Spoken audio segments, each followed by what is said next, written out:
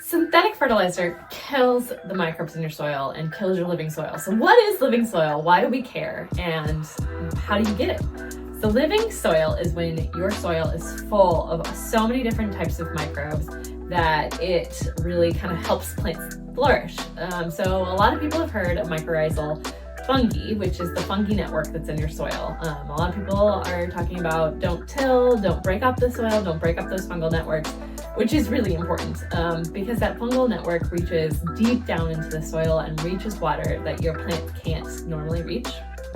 And then they also reach nutrients that your plants can't normally reach, and they act like a highway system where they're transporting water and nutrients and signals between different plants. And so some fungal networks can even be stateswide, but a lot of fungal networks are, in your backyard or maybe even a few acres. If you've got farmland, it could be across a single acre where you've got corn plants on one side talking to corn plants on the other, and they're telling each other about what they're seeing, what the environment's like, maybe where to get better nutrients or what pests are attacking or what disease they're seeing, and so they can boost their immune system. And so you might lose some plants to a pest or a disease, but if they've got that fungal network where they can communicate across it, then you will lose less plants because they're able to have their own communities and their own immune systems boosted to help better counteract those pests and diseases.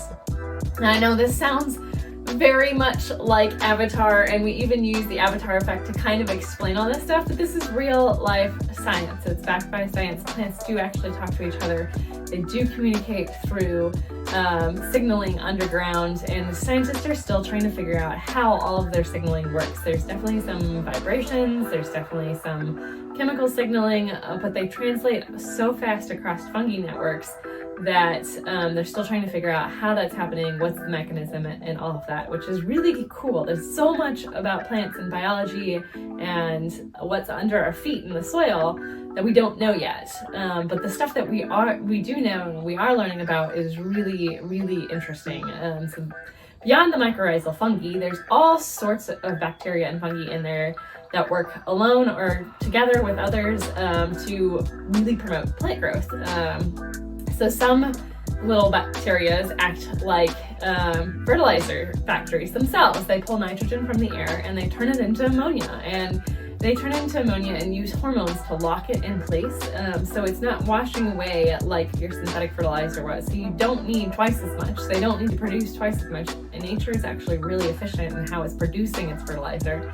And it talks to the plants. So when they need the nitrogen, those little microbes are going out there, they're pulling it from the air, and they're creating it right on the spot as the plants need it, which is more than you and I can ever do, right? We think we know when the plants need nitrogen, and we have followed all these best laid plans, but when you can actually talk to the plants, and the plants can tell you, that's where the magic happens, because then they get the growth when they need it, as they need it, and they can really grow stronger and more resilient and better tolerant to changes in their atmosphere, heat stress, droughts, or you've gone on vacation and you've forgotten your plant, but hey, look, it's more resilient because it's had that network and it's got a community that's helping it out.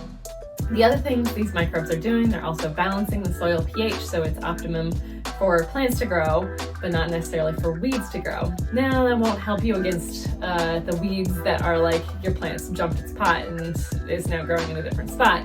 You might still have to do something there. But when you've got dandelions in your lawn, it's telling you something about the soil itself, the soil chemistry, the soil biology. If you've got clover, it's telling you something different because clover is a nitrogen fixer. If you've got a different kind of weed, it's telling you something different about your soil. And the cool part about living soil is it's adapting, and it's adapting to an environment that makes plants survive, but preferentially suppresses weeds. So for the past 3 years, my husband and I have had a completely 100% elm dirt fed lawn. That's 100% organic. We don't use any weed killers. We don't use any pre-emergents. We use nothing but our fertilizer products and our soil amendments on our lawn.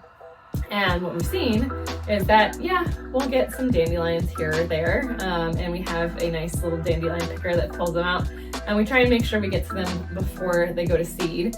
We'll also mow down a few before they go to seed too, just to take care of them.